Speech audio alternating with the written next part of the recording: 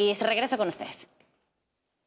Gracias, muchas gracias Valentina, muchas gracias Camel. Vámonos con otros temas. La reforma al Poder Judicial ha generado un amplio debate. Para platicar acerca de este tema y de lo que sucede y va a suceder en el Senado, nos acompaña el senador y coordinador del PRI en la Cámara Alta, Manuel Añorbe. Senador, ¿cómo estás? Gracias por acompañarnos. Bienvenido. Me da mucho gusto saludarlos y por supuesto siempre a sus órdenes.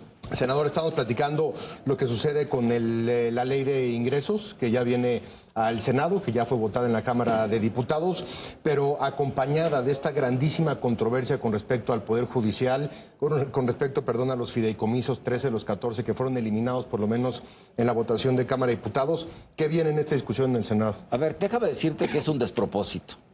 O sea, no se puede poner de rodillas o intentar poner de rodillas al Poder Judicial Federal. Presumimos en este país que vivimos en un federalismo, en un constitucionalismo que todos defendemos, la división de poderes, poder ejecutivo, legislativo y judicial. Y pareciera que al Ejecutivo Federal no le gusta la resolución que se da bajo el marco de la ley por parte de los ministros y por parte de la Suprema Corte de Justicia de la Nación.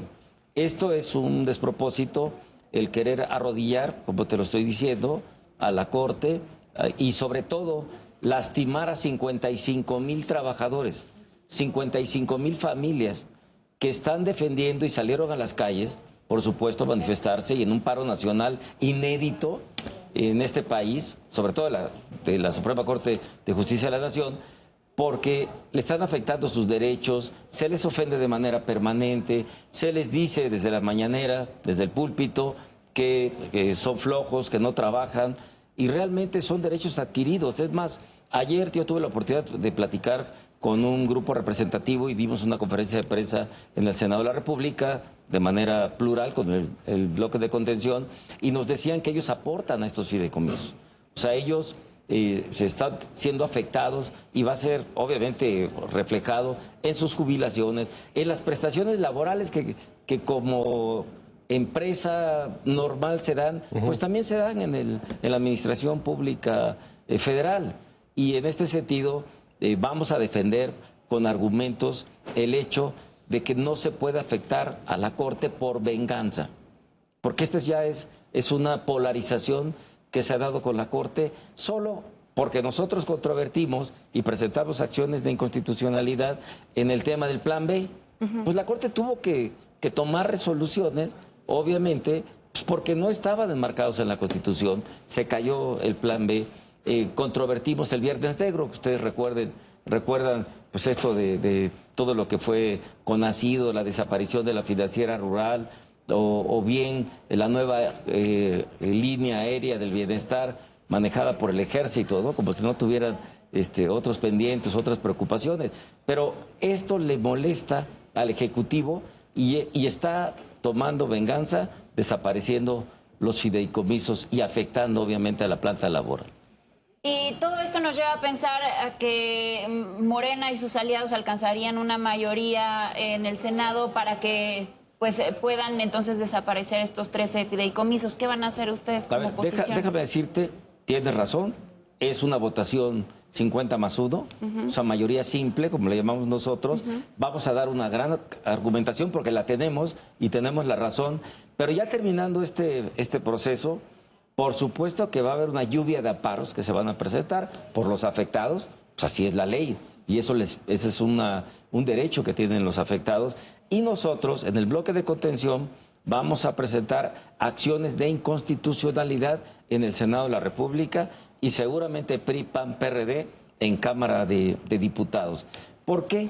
Porque están atropellando mediante una venganza a 55,000 trabajadores que se van a afectar con 55,000 familias que dependen de los trabajadores. O sea, no es posible que si presumimos que vivimos en un mundo de leyes, pues la ley se aplique en un rasero en beneficio solo de una discusión polarizada del Ejecutivo, cuando pues todos tenemos que respetar las resoluciones de los tres poderes de la unión que tanto presumimos. Y otra de las controversias también tiene que ver como tal con la petición de deuda, con la deuda histórica que se va a adquirir en este paquete, en esta ley específicamente, pero también con los fideicomisos para la Sedena, a partir también del Tren Maya y otras cuestiones que fueron votadas estos días en Cámara de Diputados. Hay mucha preocupación por parte de la oposición, entendiendo efectivamente las restas y las sumas que dan y no dan para los votos, pero sí un paquete que está siendo aprobado, una ley que está siendo aprobada con miras también a un 2024 electoral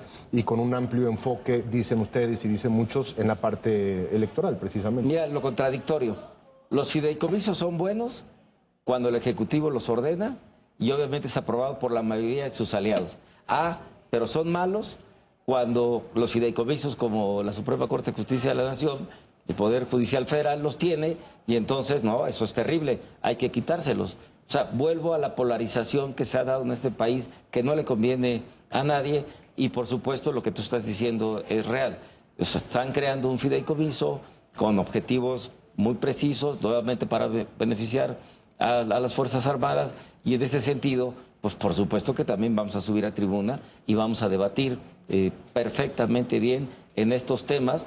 Y voy a abrir un paréntesis. Nuestra coordinadora, en este caso que va a conformar el Frente Amplio por México, presentó un paquete alterno muy interesante donde pues señala que el barril del petróleo, o sea, que está cotizado alrededor de $46 por barril de petróleo en el presupuesto de egresos del próximo año, cuando el conflicto en el Medio Oriente, Israel-Palestina, pues está disparando los precios del petróleo, guardaditos que ahí están, y ella propone alrededor de $76 por barril de petróleo, o bien lo que tú estabas diciendo de deuda.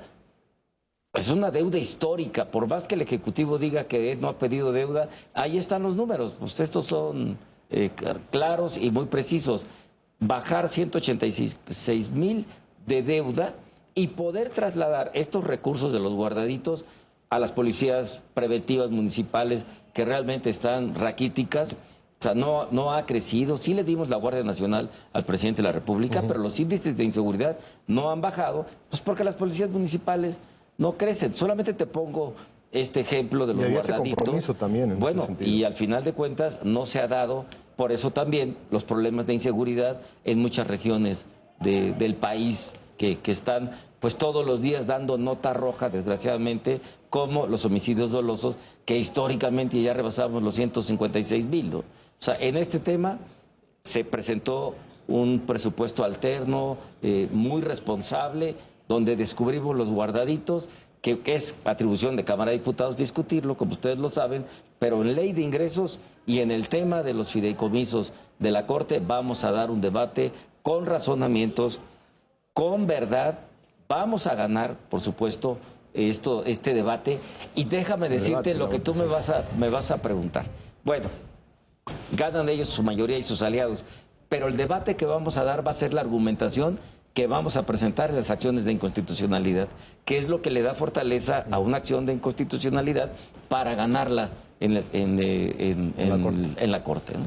Por Bien, supuesto. Pues te agradecemos mucho que hayas estado con nosotros esta mañana y ya veremos entonces qué pasa también en el Senado con las votaciones. Muchas gracias. Gracias, senador. Vamos a estar atentos. Gracias. Y Es vamos a momento dar de el hacer debate, ¿eh? Sí, claro, estaremos pendientes de ese debate. Sigan ADN conmigo, hacemos una pausa. En 4 minutos regresamos.